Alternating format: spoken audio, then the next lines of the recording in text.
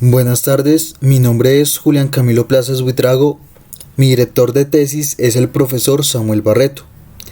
El trabajo de grado es sobre la construcción en expansión de Fourier de los polinomios de Apóstol-Frobenius-Euler y sus aplicaciones.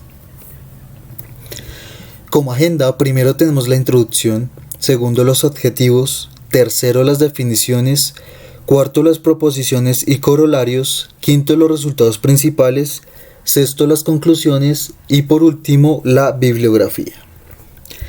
En este trabajo de grado se estudian los polinomios de Apóstol-Frobenius-Euler, su caracterización y sus propiedades mediante diferentes técnicas de función generadora. Se deducen relaciones explícitas que involucran funciones lambda-z de Hurwitz y algunas fórmulas de sumas relacionados con estos polinomios de estudio. Finalmente, se establecen ciertas identidades sobre derivadas e integrales y se presenta un proceso operativo de los polinomios con algunas aplicaciones correspondientes. Como objetivo general, tenemos construir los polinomios de Apóstol-Frobenius-Euler en expansión de Fourier. Como objetivos específicos, primero, tenemos comprender las bases para construir los polinomios de Apóstol-Frobenius-Euler en el campo de los complejos. Segundo, estudiar las equivalencias de los polinomios de Apóstol-Frobenius-Euler con otro tipo de polinomios en el campo de los complejos. Y tercero, utilizar definiciones y teoremas del análisis complejo para aplicarlos de manera correcta en la relación de los distintos polinomios de estudio. Como primera definición tenemos la serie trigonométrica de Fourier. Una función f de x periódica de periodo t se puede representar en forma de una suma infinita de funciones armónicas. Es decir, f de x es igual a esta sumatoria que vemos ahí, que depende de senos y de cosenos, cada uno con su propio coeficiente. Estos senos y estos cosenos nosotros los podemos ver en su forma exponencial. Y así obtenemos la serie compleja Fourier. La serie de Fourier de una función con periodo t se puede escribir en forma exponencial de la siguiente manera. F de x es igual a esta sumatoria que vemos ahí, donde c sub menos n y c sub n son conjugados complejos. Esto lo podemos ver de una forma más compacta como sigue acá. F de x es igual a esta sumatoria que va desde menos infinito hasta infinito y de donde omega es igual a 2pi sobre el periodo. Esto solo es válido cuando se tiene funciones de periodo t. Y los coeficientes c sub n y c sub menos n los podemos calcular con estas integrales que vemos ahí.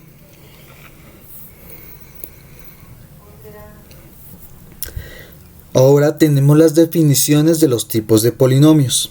Así tenemos los polinomios eulerianos.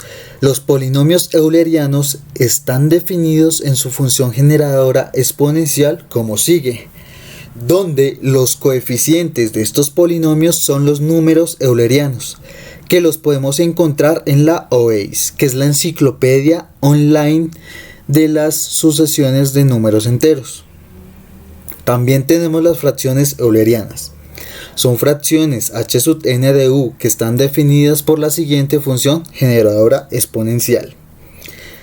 Acá vamos a tener que los numeradores de cada una de estas fracciones eulerianas son los polinomios eulerianos.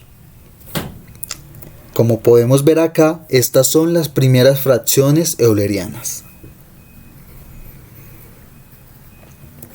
También tenemos los polinomios de Euler. Los polinomios de Euler son polinomios definidos por la siguiente función generatriz exponencial, donde los coeficientes de estos polinomios son los números de Euler, que no son los mismos que los números eulerianos.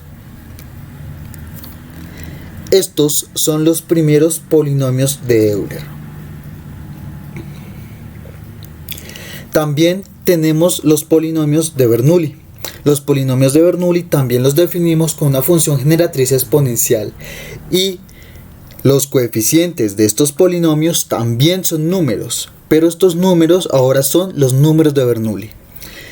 Estos números también se pueden encontrar en la OASE. Y estos son los primeros polinomios de Bernoulli. Así también tenemos los polinomios de Genochi. Los polinomios de Genochi están definidos por la siguiente función, donde G sub k, al igual que los otros, son números de Genochi. Y tenemos una extensión o una generalización que son los polinomios de Frobenius-Genochi. Los polinomios de Frobenius-Genochi están definidos por la siguiente función generatriz,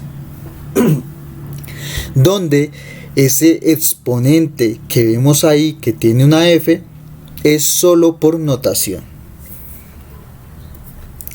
También tenemos los polinomios de Frobenius-Euler, que sea u que pertenece a los complejos con u distinto de 1, los polinomios de Frobenius-Euler o generalización de los polinomios eulerianos, o también llamado generalización de las fracciones eulerianas, h sub n de x, u, son de la siguiente forma.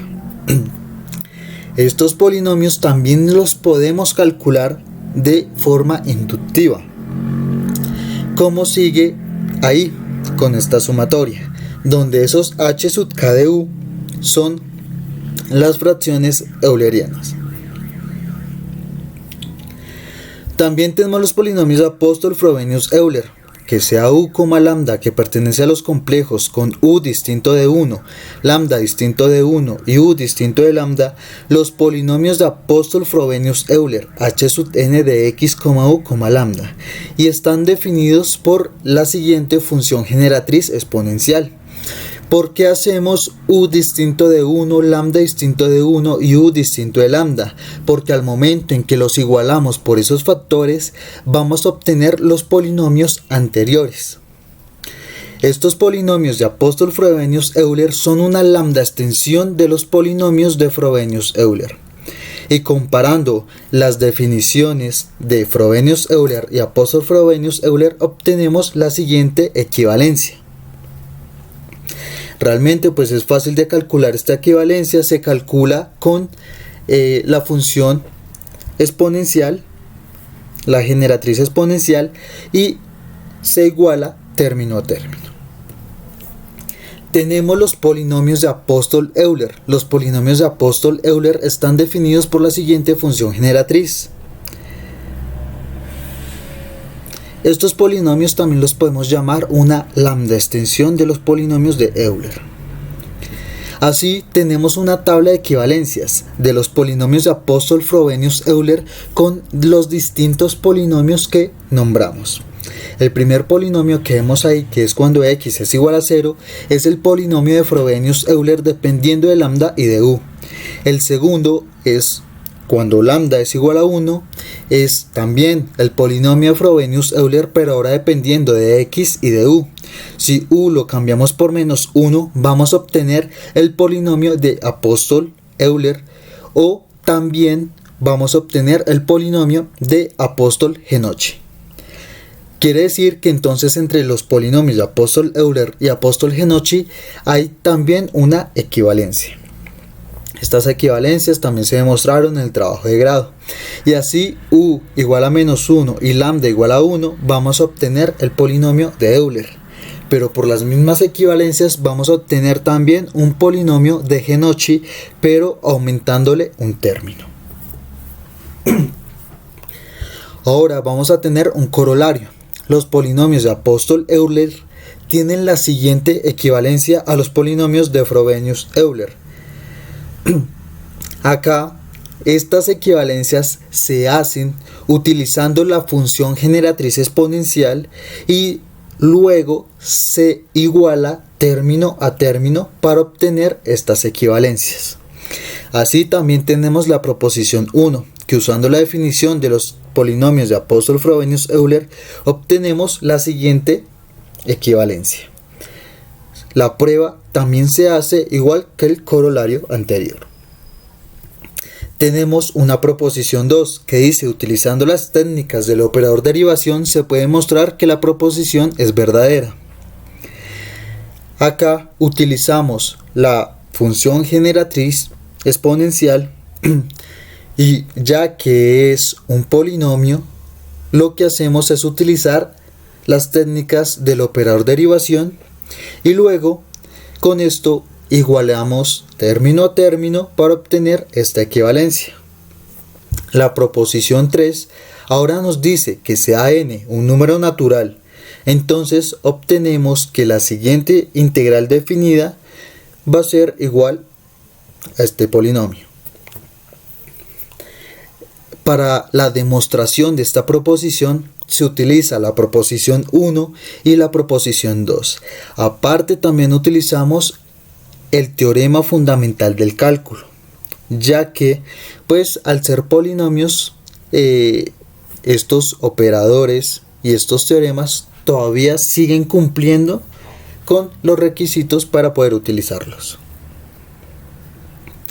Tenemos nuestro teorema principal que dice sea u, lambda que pertenecen a los complejos con u distinto de 1, lambda distinto de 1, u distinto de lambda y x entre 0 y 1, se tiene la siguiente igualdad. Como podemos ver ahí, u y lambda también están en un denominador, por tanto u y lambda también son distintos de 0. Para la demostración de este teorema principal se hacen dos pruebas. La primera prueba incluye el teorema de residuos de Cauchy y una integral sobre un círculo C. Para la segunda prueba incluimos la fórmula de la sumatoria de Lipschitz. Ya que con estas dos se llega a lo mismo, pues nos da una ventaja sobre este teorema. Además, este teorema es el que inicia la concatenación entre los polinomios de Apóstol-Frobenius-Euler y las series de Fourier. El corolario 1 nos dice por el teorema 1 y la nota 4 que es cuando u es igual a menos 1 y lambda es igual a 1, se tiene que el polinomio de Euler lo podemos ver de la siguiente forma. Así también tenemos un corolario 2 que usando la relación entre los polinomios de Euler y los polinomios de Genocchi en la nota 5, que era lo que teníamos en las tablas de equivalencia, y el corolario 1 se comprueba que el polinomio de Genocchi es igual a esta sumatoria que vemos ahí. Tenemos también un corolario 3, que por el teorema 1 y la nota 1 se tiene que h sub n de x, u, que son los polinomios de Frobenius-Euler, son iguales a esta sumatoria que tenemos acá. También tenemos un corolario 4 que dice por el teorema 1 y la nota 2 y operando adecuadamente se cumple que el polinomio de Apóstol-Euler tiene la siguiente equivalencia. Ahora tenemos un teorema 2, que sea L un entero positivo, así se tiene la siguiente identidad. ¿Qué estamos haciendo acá? Lo que estamos haciendo es coger la función generatriz de Apóstol-Frobenius-Euler y cambiando la primera variable, que solo era x, ahora la vamos a dejar como x más j sobre L. ¿Esto para qué? Para después poder concatenar bien estas definiciones con algo que se llama la función lambda z de Hurwitz. Así entonces obtenemos estas igualdades. Obtenemos también un teorema 3 que dice sea x entre 0 y 1, se tiene que el polinomio de Apóstol-Frobenius-Euler es igual a esta sumatoria. Esta sumatoria ya comienza a parecerse a lo que es la serie compleja de Fourier. Así, estos coeficientes c sub k, n se pueden ver de la siguiente manera, donde n sub L es el factorial descendiente. Entonces esto nos ayuda a ver de una forma más clara cómo se está haciendo la construcción en expansión de Fourier. Así tenemos una definición, que es la función lambda z de Hurwitz, y se define de la siguiente manera. Esta función lambda z va a ser igual a esto, donde n pertenece a los complejos y si el valor absoluto de lambda es menor que 1, se tiene que s pertenece a los complejos. Cuando lambda es igual a 1, la parte real de s es mayor que 1. Cuando se tiene que lambda es igual a menos 1, la función lambda z de Hurwitz se va a llamar la función z de Hurwitz-Euler. Acá pues nosotros vamos a tener distintas funciones z. La primera y la más famosa es la función z de Riemann. Y esta función lambda z de Hurwitz es una extensión o una lambda extensión, como lo llamábamos ahorita, una generalización. Hay una función un poco más fuerte que es la función z de Lerch, que esta función pues es una función especial que generaliza la función z de Hurwitz y el polilogaritmo. También vamos a tener así un teorema 4. Y este teorema 4 nos dice, dada la función lambda z de Hurwitz y tomando s igual a menos n y lambda igual a lambda sobre u, se obtiene la siguiente equivalencia. Una equivalencia entre la función lambda z de Hurwitz y el polinomio de Apóstol-Frobenius-Euler. Ahora, así vamos a dar otra definición, que va a ser la función lambda parcial z de Hurwitz, y se define de la siguiente manera. Esta función va a estar condicionada por un número p. Así, pues vamos a tener una sumatoria con una condición p. Entonces, una primera proposición nos dice, sea la función lambda parcial z de Hurwitz y sea lambda igual a lambda sobre u, entonces se tiene que este polinomio que está condicionado con p se puede ver como una función lambda de z de Hurwitz. ¿Listo? Entonces es una concatenación entre la parcial z y la z. Así también entonces podemos ver por un teorema 5 que dada la ecuación en el teorema 4 y la ecuación en la proposición 1, obtenemos la siguiente equivalencia. Una equivalencia entre la función lambda parcial z de Hurwitz dada como el polinomio de Frobenius-Euler y el polinomio de Apóstol-Frobenius-Euler. Y obtenemos una proposición 2.